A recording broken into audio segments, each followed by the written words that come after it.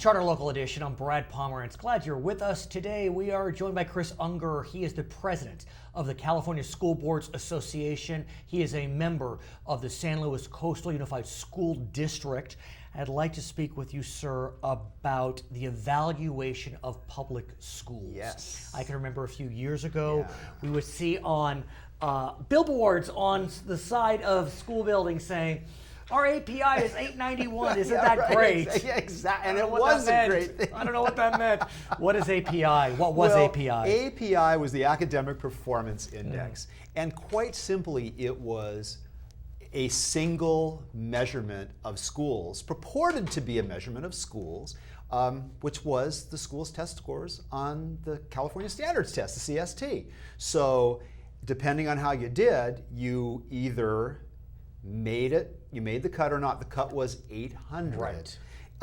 There were also comparisons of like schools. So they looked at school characteristics, and you got the score, up to 800, but then you were also rated within schools that looked like you. So you could get, say, a 750 and be out of 10, be in the fifth, the fifth, decile.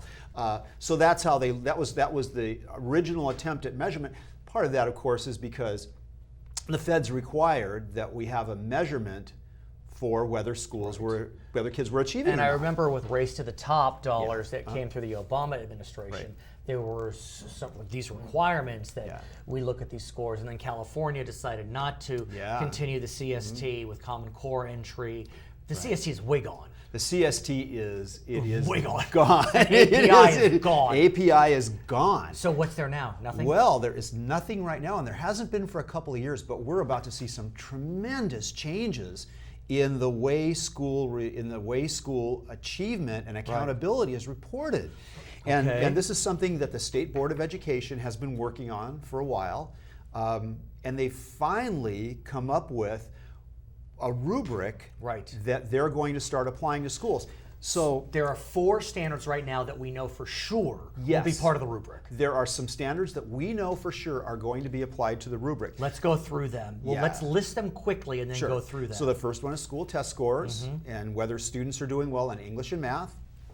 And the second is EL, English learner progress toward proficiency, graduation rates, and then a measure of student engagement, and we could that's a little bit. So let's go through them individually. If we can. Let's start with number 1: student test scores on English language, arts, and math. What test? Math. So that's going to be the Smarter Balanced Assessment.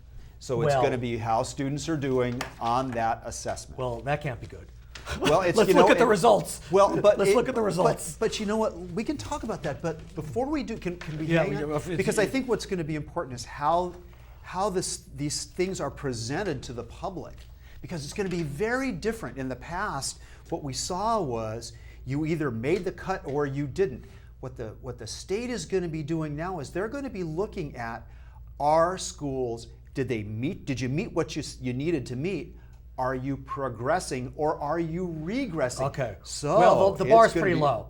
The bar, because look at what the scores were. The test scores on the Smarter Balance were not what anybody would like to see, obviously. In English for 2015, which was last year, 44% met standards. In math, it looks like, 33% met standards. Yeah, and that's disappointing to everybody. Right. And so we'll start with a baseline, and then we'll move from there. But like I said, schools now, instead of having this number, what you're going to see is you're going to probably see a red, yellow, and green showing whether the school is proficient, but are they working toward proficiency or backsliding? But and that's the information you want. If for a school to be proficient in English, would you need a 50?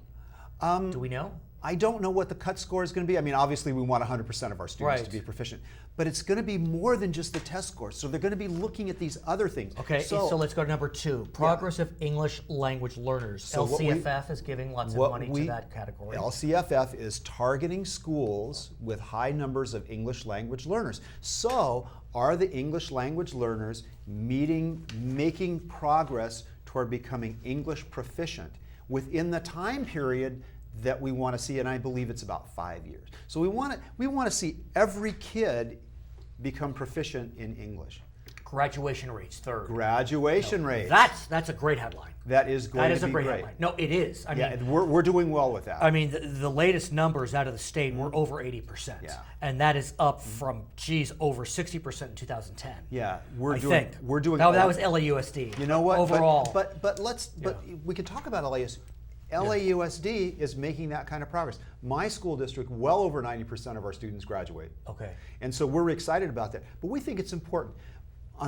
Some of the things we're going to start seeing are, what does that program look like? So we talk about another one that will be maybe a little bit more difficult to define, college and career readiness. Let's get there in a second, Okay, because the fourth category Yeah. is student engagement. Yes. So that's suspension rates, chronic absences. Yeah. How do we measure those? Well, suspension rates right now are pretty easy to look at, because every time a student is suspended in California, paperwork has to be filed.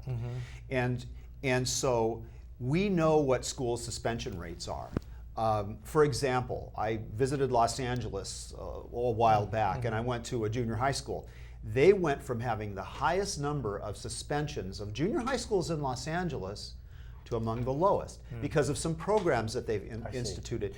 Suspension rates are a little iffy, because if you say we don't want kids suspended, well, we stop suspending kids, right? Yeah, suspension always seems Suspension to me is to be a a little very odd punishment. Right. It sounds like it's a reward. I put them in a rubber room. Right, it could Put be. them in a rubber room. Well, what we want is, we want kids to be at school, and we want them to be learning. Suspension doesn't get you there.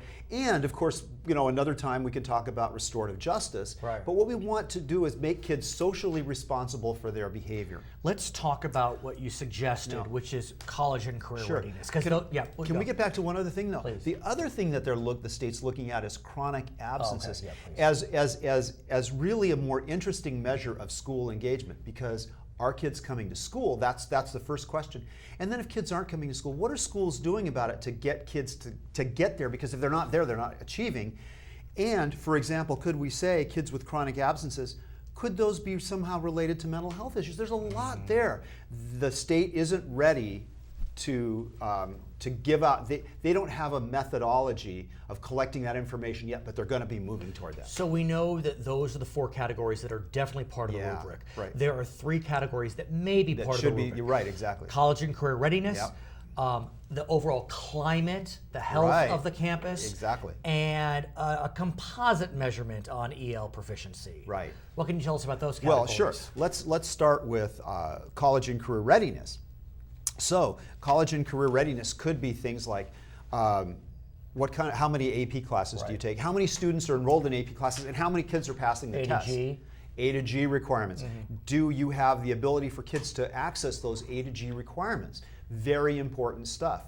And if you don't have those things, maybe what you've got are academies. Maybe you have other ways for kids to be successful in school. Remember, it's college and career readiness, not just college readiness. Which is important, because not everyone is destined to college, and that's just fine. That is absolutely fine. What about kind of the climate? Sure. And I don't mean weather, I mean the environment of the campus. And that's a real difficult one. So you have to think about, how are you going to measure that?